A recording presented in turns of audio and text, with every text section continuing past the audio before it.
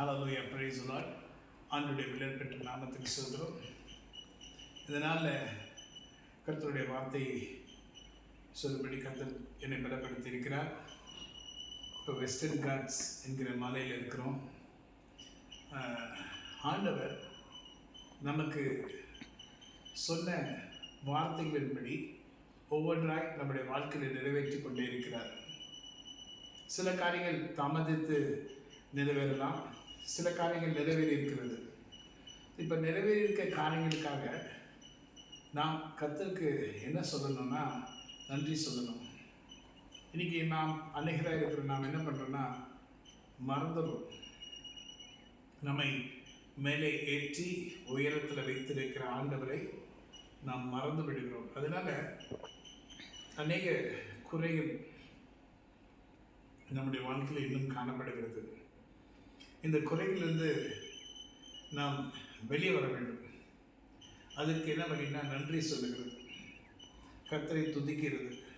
நன்றி சொல்லுகிறது என்றால் என்னன்னா, கர்த்தர் நமக்கு இம்மட்டுமாக செய்த நன்மை இதெல்லாம் அவருடைய கிருபையினால் நாம் பெற்றிருக்கிறோம்.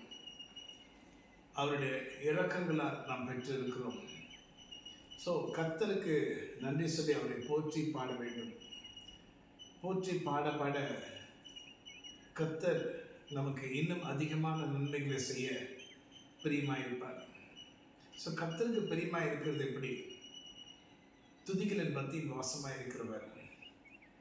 துதிக்கிறது எதுக்காகனா, ஆண்டு நமக்கு செஞ்ச நன்மைக்காக அவரை துதிக்கிறோம். ஆண்டு நமக்கு நன்மை செய்தால் நம்ம அவரை துதிக்கணும்னு இல்லை.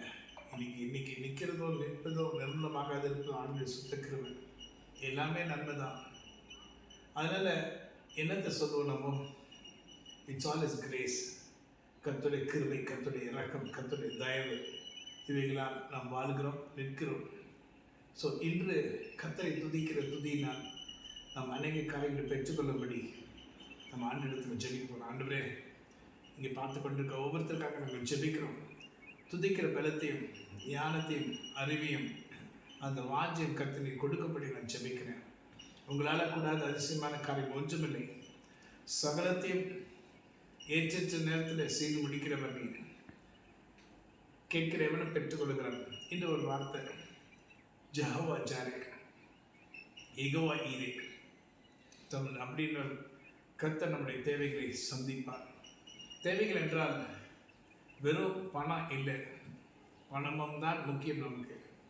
ஆனால் தேவைகள் என்றால் நமக்கு என்ன தேவை? சமாதானம், சந்தோஷம், சுகம், மகிழ்ச்சி, நீடிய வாழ்வு, செழிப்பு, இவைகளெல்லாம் நமக்கு தேவை. நம்முடைய பிள்ளைகளுக்கு எல்லாவற்றுக்கும் பாதுகாப்பு, இதெல்லாம் கர்த்தர் சந்திப்பார். ஆமென். God bless you. ஆமென்.